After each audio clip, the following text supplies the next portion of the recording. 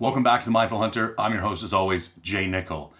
I got myself a fresh cup of coffee, and let me tell you this. If you are a big man and you like to hunt in the winter, you need to listen to this review.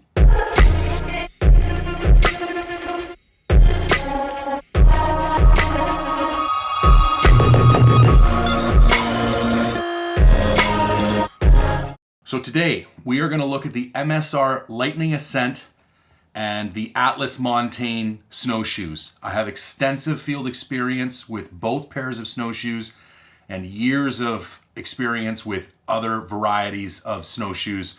So I know what I'm talking about when it comes to snowshoes in the winter, being 6'1", 260 pounds, typically carrying a hunting pack anywhere between 60 and 80 pounds. So putting well over 300 pounds on snowshoes, I think gives me a unique ability to add some insight into this space, because after doing a bunch of research and spending a bunch of time online, the information that people are putting out about these snowshoes and the information that the companies themselves are putting out about these snowshoes, it's bullshit. So what I want to do is go over my actual field experience with both and then do an actual technical specification comparison between them both. Ultimately, what I'm looking to do is provide some unbiased feedback to help you buy a better pair of snowshoes for your winter hunts. So first, let me back up a little bit and explain why I've got some credibility in this space. So, as some of you know, I was a forestry engineer for years in British Columbia, and I did a ton of winter layout, and I had to use snowshoes for years. And I primarily used tubs. These are like workhorse snowshoes. They're not terribly expensive. You can buy them at Canadian Tire, among other places, but they're super sturdy and they're super durable. Now, I wasn't quite as big back then, and I didn't tend to be carrying big packs. And where we worked, snowpack was relatively decent, so it wasn't that big a deal. But I put years in on snowshoes, so I learned how to snowshoe, and I have a pretty good eye for what I like and what I don't like in snowshoes. Now, when I had my first opportunity to go on a winter goat hunt 3 years ago, I did all the things everybody else would do, looked up all the reviews, asked all the people I know, and this right here is what I would call the industry standard backcountry alpine snowshoe recommendation. It's the MSR Lightning Ascent. This particular model is a 30-inch model, and it has a 6-inch extra float tail that has been attached to it that MSR puts out. Now, I took it on that hunt. You can see what happened to that snowshoe on that hunt right here. And if you're interested in watching that hunt, you can click the link right here. Now, it was only about 2 days in when essentially the frame started to collapse. And what I mean by that is you can see where it naturally curves up here for the toe of the snowshoe. And because these are just flat kind of metal aluminum pieces, when you put too much pressure on them like this, they tend to bend inwards, and then as soon as they get a crimp in them, they just fold over, and that's exactly what's happened here, as you can see. So here's the deal.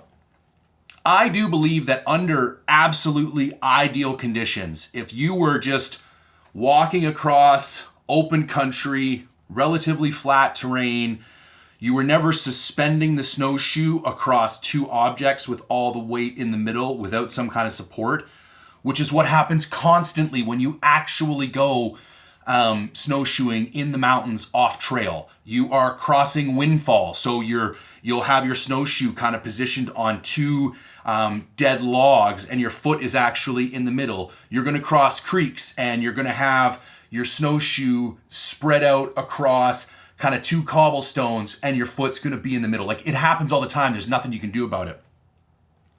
Not only that, snowpack is uneven as well. So just the general, displacement of weight can't always be equal. But I think under ideal conditions, I think the snowshoe would be just fine. But within 2 days on that hunt, I started to notice the front was just collapsing. And it really heavily impacted that hunt because there were some situations where I wanted to go deeper and I wanted to go steeper, but I was too nervous that if I got in that far, I wouldn't be able to get back out because my snowshoe would kind of give out on me. So I come home from that hunt, start emailing MSR's customer service. We go back and forth. At first, they don't even believe me. They're like, you must have drove over that thing. I'm like, well, interesting thing, I filmed the entire hunt, sent them the YouTube link. I'm like, you watch it. I do little updates throughout the film. It's day 3. Here's the snowshoes. They could see where I was going. They could see what happened to snowshoe. And they were like, all right, fair enough. You got us. That, it did not hold up. So what they essentially said is we will replace the snowshoes, but we're not going to replace them anymore after this because you are taking them past what we would deem regular circumstance or the standard practice for which we, warranty this particular snowshoe. Now, I have a little bit of pushback because when you go on the MSR site, these snowshoes are rated for 300 plus pounds. Doesn't say 300 even, doesn't say up to 300. It says 300 plus. Now, they are also a hybrid mountain alpine snowshoe. It says they're fantastic for steep terrain, fantastic for mixed country, meant for all variable types of topography. Like it's supposed to be the be-all, end-all snowshoe. So from your marketing material, MSR, this snowshoe should be able to hold up to what I asked it to hold up to. So they warranty it, but they ask me, not to come back for another warranty claim. I'm like, all right, fair enough. $300 pair of snowshoes. At least I got a second snowshoe out of the deal. So it comes to this goat hunt this year, and I'm thinking to myself, I should probably get new snowshoes, but I got these MSRs. They're $300. I haven't used them. They're brand new. And I started to kind of believe, in some of the marketing hype, like, oh, maybe I'd just been too rough on them. Maybe I took them through too rough a circumstance. Maybe if I had been more thoughtful and intentional with the way I hiked, they would have lasted longer. So optimistically, I take them back out into the field with me.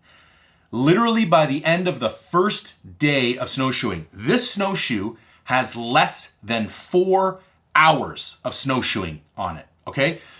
You can watch this year's goat hunting film, shameless plug, link right here.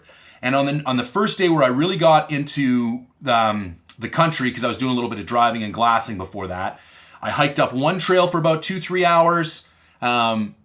Couldn't, it was impassable. It was brushed in. So I turned around, came back out, went to another trail, did another couple hours, probably 4 hours altogether hiking between the two trails between the two hikes.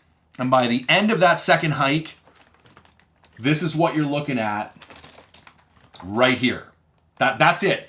And I only had maybe a 60-pound pack. I had like 3-4 days worth of food. It was not one of my heavier packs. So then I'm like up shit creek without a paddle. I'm like, I don't know what I'm supposed to do about this. So I decide, I hop on the phone, I hit up some friends, I hopped on Instagram. Smithers wasn't too far away. There's a great outdoor store there called Local Supply. So I go to Local Supply and look at a variety of snowshoes, and I decide on the Atlas Montanes, primarily because they have a tubular aluminum design, which is similar to the tubs which I'd used in the past and had very good luck with in the past. I think the failing of the flat aluminum design with the MSRs is that it doesn't have enough structural stability. Like, I think they need to run more supports across the side or beef up the aluminum in these like stress points where the snowshoe tends to take more pressure. So I was looking at the Atlas. I really liked the look of it. I liked the look of the binding. So I grabbed it. I took it out. I proceeded to beat the shit out of these things for the next 8 days. Up mountains, down mountains, through timber, just anything you can possibly imagine. And the snowshoe is in absolutely perfect condition. We have a little bit of cosmetic wear, a couple dings, a couple scratches. That's to be expected. But the bindings are in one piece. There's no unexpected bends in any of the material. There's no stress fractures. There's no rips. There's no, nothing. So before I get into the actual technical review, here's the the long and the short of it. This is what happens to an MSR Lightning after 4 hours. This is what happens to an Atlas Montane after a week. Same guy, same country, same pack. Enough said. Now, with that out of the way, there is a technical conversation to have here about these two pairs of snowshoes. Now, if we wanted to get into traction, I will say the MSR Lightning has an edge. One of the nice things about this frame design is that it has built-in teeth going all the way around. And not only that, it does have 3 horizontal kind of side structures and then a really aggressive kind of rotating crampon on the bottom of the binding. And if you compare that to the Atlas Montane, you have no teeth on the side. You still have a really nice crampon, but not quite as aggressive as the MSR. And then you have this secondary crampon over here. So, and I did notice when you're coming down the steeper sections or trying to walk up the steeper sections, the MSR does have a slight edge in that it will bite in a little bit more. Let's say 10 to 15% more traction on the MSRs than the Atlas Montanes. Up next, flotation. Got to give the edge to the Atlas Montanes here. Now, this is the largest MSR that you can buy, and you have to put a 6-inch tail on it to get it up to the same length as the Atlas. Technically, it's 1 inch longer. But the body of the Atlas is slightly wider than the MSR. So I did notice, being a heavier guy, the Atlas was superior at keeping me up on the snow. Now, one might then add that the maneuverability is greater with the MSR, but because of the additional 1 inch in length and the kind of more severe angle on the toe, I actually tended to get hung up more in the MSRs than I did on the Atlas. And let me take a moment and talk about flotation versus maneuverability, because some people have sent me some other really large snowshoes, like there's ones that IRL makes out of Prince George that are 38 inches long. There's another company out of Manitoba that makes a more standard tubular design, but they're an extremely wide kind of footprint in order for high flotation for really big individuals. My concern with that is I'm going through such kind of close quarters when you're actually in the timber. So you're always going to be facing a compromise of a wider snowshoe will have greater flotation, but it will have less maneuverability. And for me, I'm really liking the blend that Atlas brings to the table. I found I was highly maneuverable. I wasn't getting hung up too much on deadfall. In the same breath, I had decent flotation and snow that it even moderately set up. I would do a whole section on durability, but I think that's what the first 10 minutes of this video illustrated perfectly. I don't even think we need to have that conversation. These MSR Lightning Ascents are pieces of garbage as far as durability goes, which I've proven twice on 2 different hunts in 2 different areas. So I'm very happy with the Atlas Montanes and their durability to this point. I'm actually leaving in 6 days to go out on another 8-day-long winter mountain goat hunt, and I'll be taking the Atlases with me again, and I'm really eager to see, how much more abuse they can take. Now, let's talk about ease of use, or more specifically, ease of attachment, like which ones are better to put on. Overall, I'm gonna have to give the ease of attachment to the Atlas Montanes. I greatly prefer this binding attachment system to the MSR attachment system, with one qualification. But first, let me go over these and how they work. So essentially, you slip the front of your boot, your toe in here, and then you ratchet these down until you have your desired tightness. Once that's set for you and your boot, normally you don't have to move these at all. You can just kick your boot in, wrap this around the back, and then tighten it to your desired tightness. There's essentially a large heel curve in most mountaineering boots, and this heel strap should stay up and above that heel curve. And the curve itself, almost like your glutes when you're wearing a backpack, that curve is what should provide the friction in order to keep this strap where it's meant to be. I did find it tended to slip down on me every now and then, which was a little bit annoying, but I've never had the binding attachment system break. I get worried a little bit sometimes because it's so tight. The other thing that's a little bit annoying is that it's sometimes tough to get off. Like if you really crank this thing down and it's kind of warm and then it's cold throughout the rest of the day and everything kind of shrinks up on you, and you try and get this thing off, you need to create slack in this side in order to pop it off this prong here that holds it tight, kind of like a watch strap. I found that kind of annoying.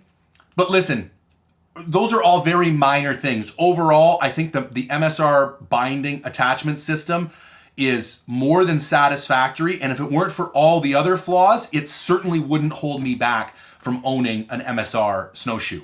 Now, there's some things that I clearly prefer on the Atlas, and then there's one thing I don't. Let's start with what I don't.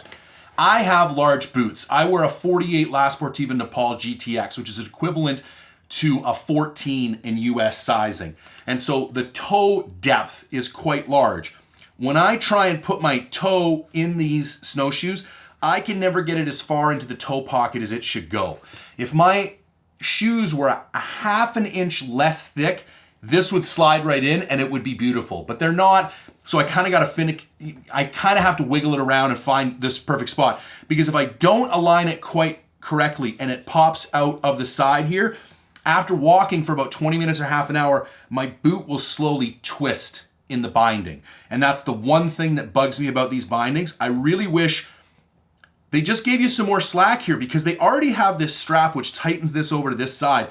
If there was just a little more give, or if they just built this a little bit higher, or even centered it a little bit more, I don't think I would have the difficulty that I do. However, all that being said, the way they have the ergonomics of these webbing straps, so that you reef on the one, it tightens them both at the same time. And the way they have this release clip built into the side of this binding, almost like an old school snowboard binding, it makes tightening them way easier, and it makes taking them off way easier. So on ease of attachment, the edge has got to go to the Atlas Montanes. Now up next, we're going to talk about weight, and I find this very interesting, because depending on where you check on the web, most places will report the MS and which size you're getting, because they only post the 25-inch size. So you kind of have to infer what the 30-inch size should be. But no matter where I looked, the companies had the MSRs coming in significantly lighter than the Atlas Montanes. Even with the addition of the flotation tail, I was expecting the MSRs to be lighter than the Atlas Montanes. Just weighed them, super sensitive bow scale, super reliable, weigh things with it all the time. The MSRs came in at 2.8 pounds for one snowshoe with the tail. The Atlas Montanes came in at 2.6 pounds, which really surprised me. I thought the MSRs were going to be lighter, because that's what they're known for. If they're not lighter and they're weaker, I mean, I don't understand what the point is. Like, why, if you're already going to make it heavier, find out a way to make it more durable. I was really shocked by that, because that's what everybody heralds as the kind of flagship snowshoe that, you know, is supposed to be so good and so lightweight and high quality and blah blah blah blah blah. And it's just like, it's just not. Like, so yeah. Now the MSRs are also more expensive. So let's just take this from the top. So the MSRs are more expensive, way more, are less durable, have less flotation, they're less maneuverable depending on the type of terrain you want.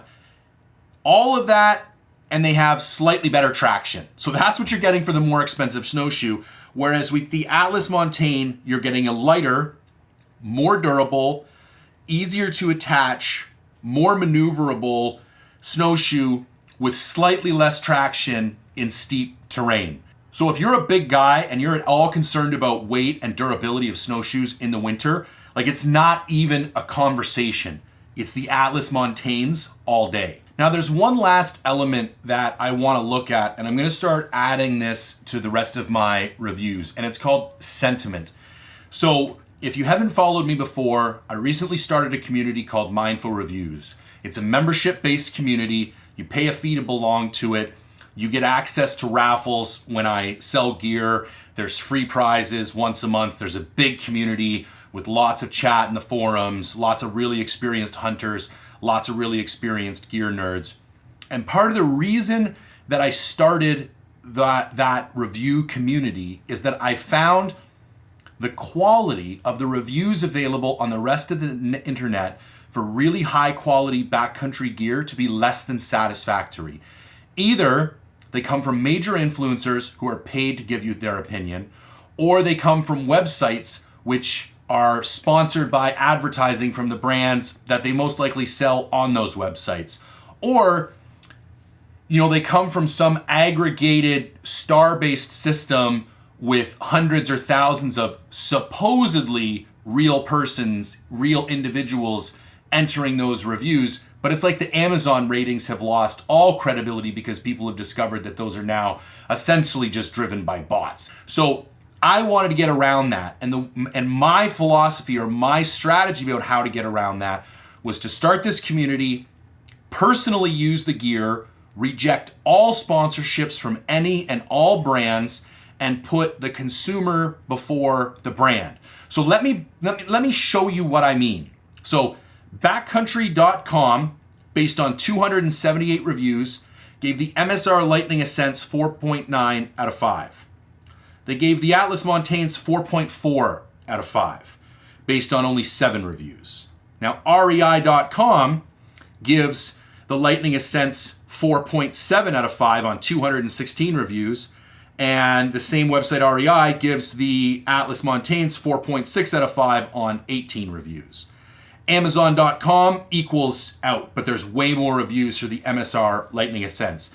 So if you are a normal individual, you don't have a ton of backcountry experience, and you want to go out and buy a pair of snowshoes, and you do your due diligence, you go to the big trustworthy websites where real people are entering reviews, you look at this information, they actually tell you that the MSRs are lighter when they're not. They tell you that they offer more flotation when they don't.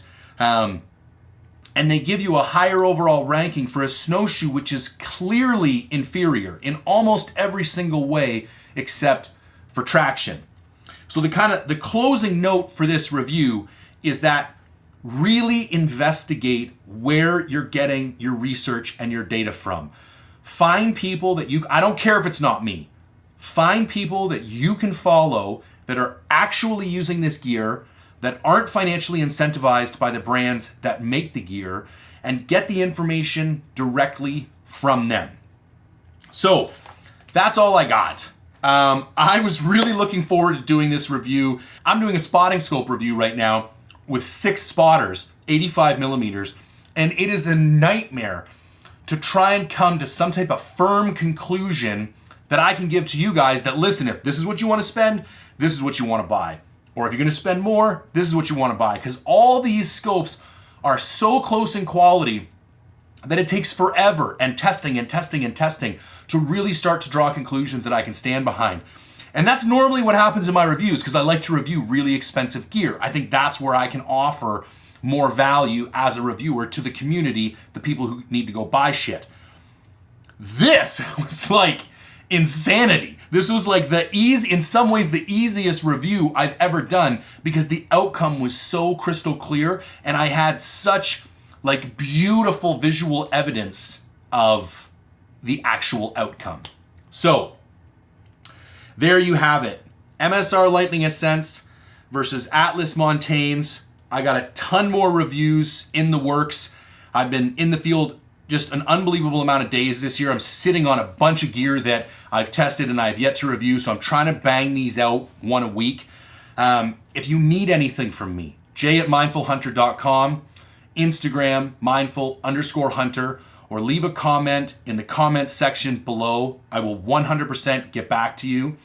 If you can engage with the platform in any way, shape, or form, like, comment, share, subscribe, I would greatly appreciate it, because the more people who can see this quality of a review is the more people who are going to make good buying decisions, and I want to help people not waste money on shit gear and get good gear that'll last for years. So until next time, thanks for tuning in.